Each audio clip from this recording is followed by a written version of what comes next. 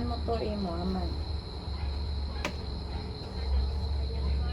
Kahit hirap sa buhay, Man, Parang what? man. Ha?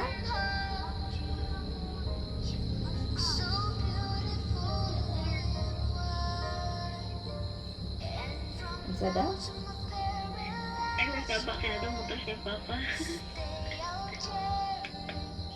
Basta nga yun. Pagdinig ko, sige, what is the sound of cow? Very good. Very good.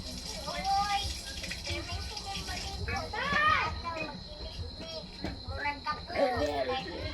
What is the sound of cat? Good job.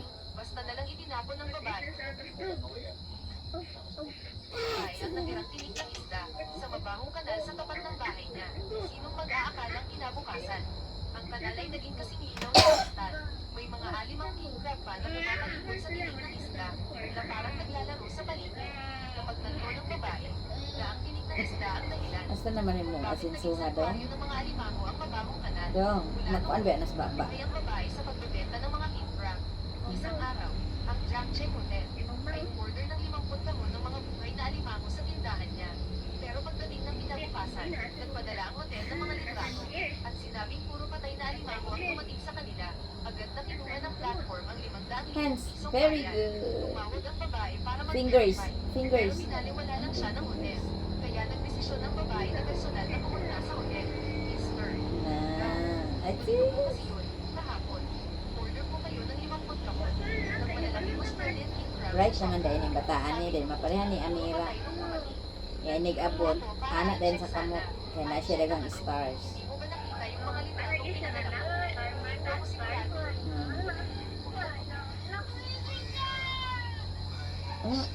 Ala, ulitaw naman, oy. Buyag, oy. Nangyupos na. Ano yung Papa? Ito nagpabulo siya sa hala ko.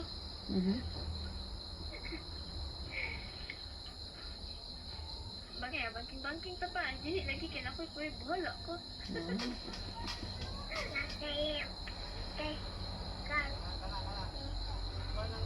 Sakay ka, car.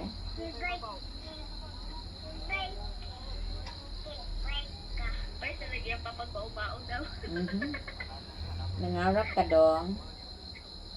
Asa, ulit, papamabay bao-bao. Nangarap ka, dong.